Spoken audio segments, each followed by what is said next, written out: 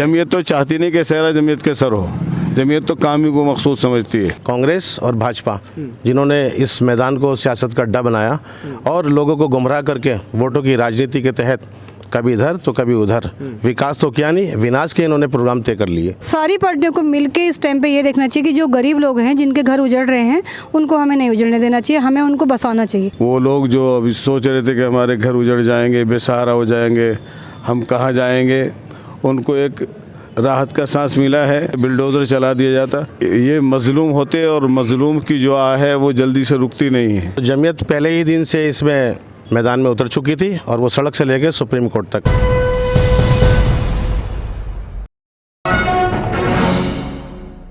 हल्द्वानी मामले को लेकर जो बताया जा रहा है, रेलवे की ज़मीन है और रेलवे अपनी ज़मीन को वापस लेने के लिए पूरी तरह से आमादा और तैयार था। और ये आदेश आ चुके थे हल्द्वानी में हाईकोर्ट के कि यहाँ जो 4000 की तादाद में मकान है, 4000 से ज़्यादा, और 50,000 से ज़्यादा जो लोग यहाँ रहते हैं, 12 मस्जिदें और 3 मंदिर, उसके अलावा कई शिक्षा संस्थान, हॉस्पिटल जो सरकारी ज़मीन पर हैं और सरकारी हैं, उन सबको तोड़ने के आदेश लेकिन मूव किया गया सुप्रीम कोर्ट। और सुप्रीम कोर्ट से आज एक बड़ा फैसला आया है।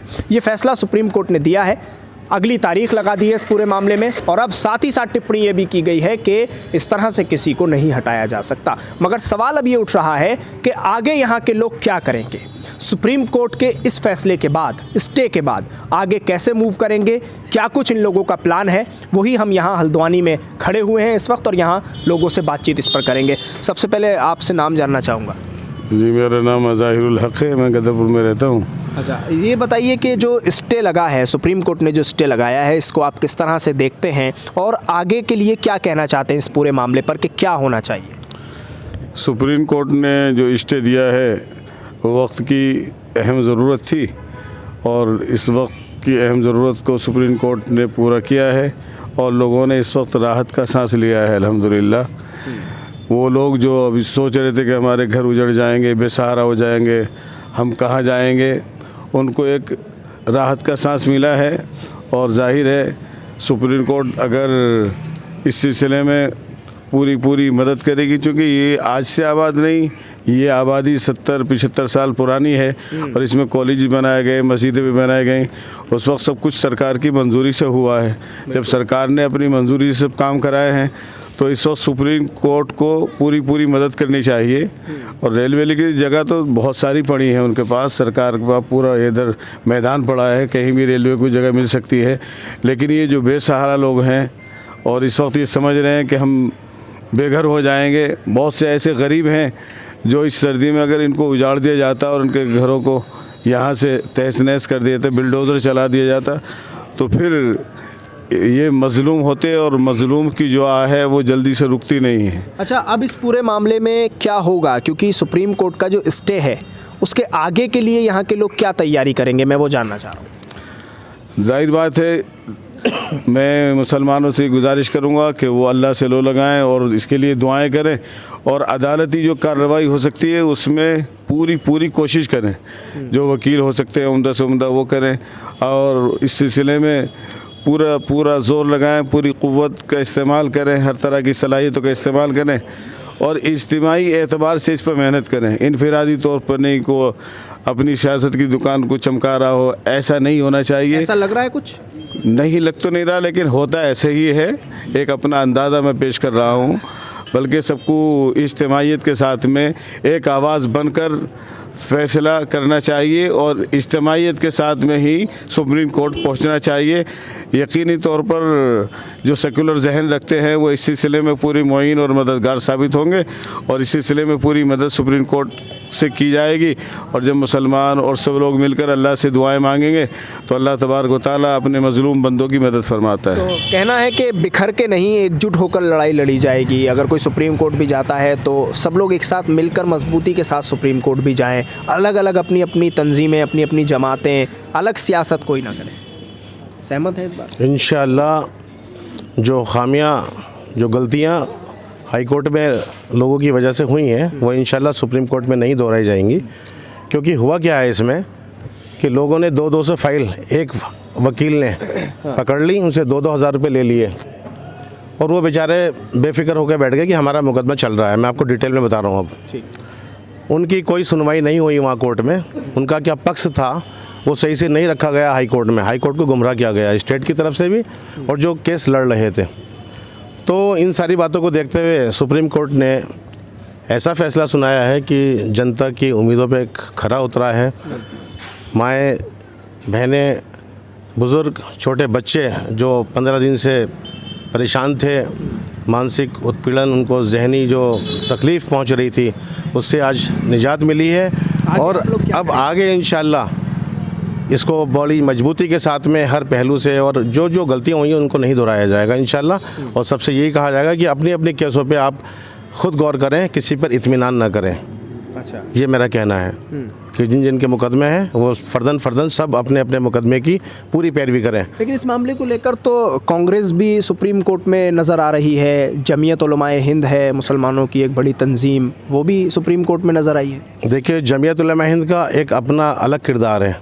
सियासत से जमीयत को ना जोड़ा जाए तो ज़्यादा बेहतर होगा।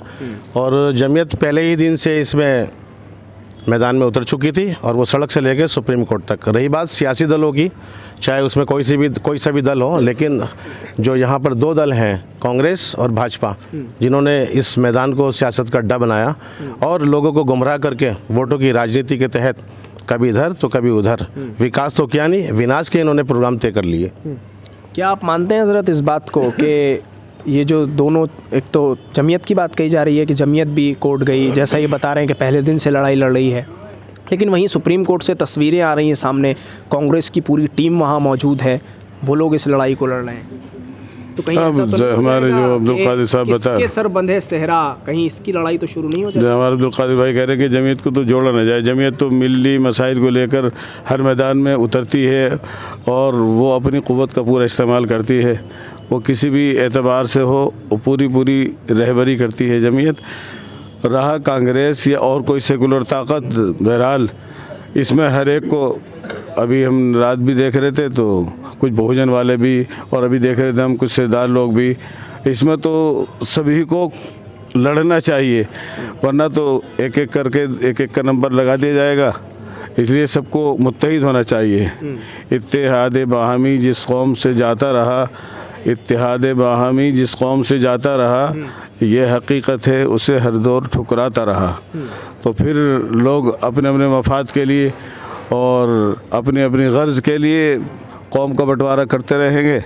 तो बहरहाल सबको मुत्तहिद होकर ही लड़ना चाहिए। नहीं, मैं जमीयत को असल में मैं सियासत से नहीं जोड़ रहा था। मैं जमीयत को लेकर सवाल ये कर रहा था एक छोटा सा, कि क्योंकि कांग्रेस मैदान में आई है इस पूरे मामले पर, जमीयत भी मैदान में है। ठीक है, जमीयत पहले दिन से है, पुख्ता तौर पर लड़ रही है, लेकिन कहीं इस मामले में ये तो नहीं हो जाएगा कि कुछ लोग कहेंगे कि ये सेहरा कांग्रेस के सर, कुछ लोग कहेंगे ये सेहरा जमीयत के सर, तो कहीं ऐसा तो नहीं हो जाएगा?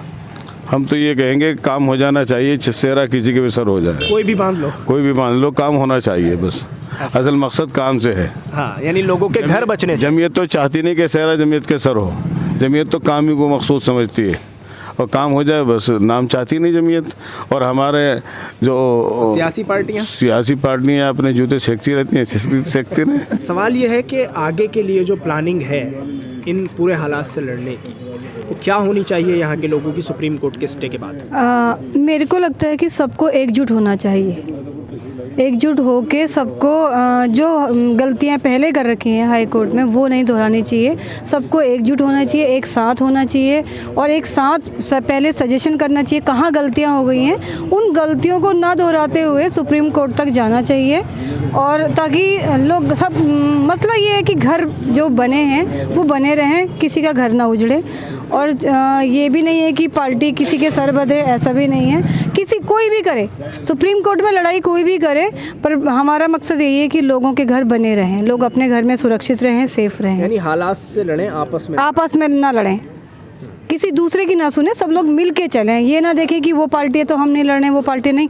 सारी पार्टियों को मिल के इस टाइम पे ये देखना चाहिए कि जो गरीब लोग हैं, जिनके घर उजड़ रहे हैं, उनको हमें नहीं उजड़ने देना चाहिए, हमें उनको बसाना चाहिए। जो बसे हुए हैं उनको वहीं रहने देना चाहिए। क्या आंदोलन को मजबूती से आगे बढ़ाना चाहिए या अब आंदोलन का रास्ता देखिए, अगर अभी नहीं, अभी अगर छोड़ देते हैं तो फिर 4 तारीख के बाद फिर वही हालात आ जाते हैं।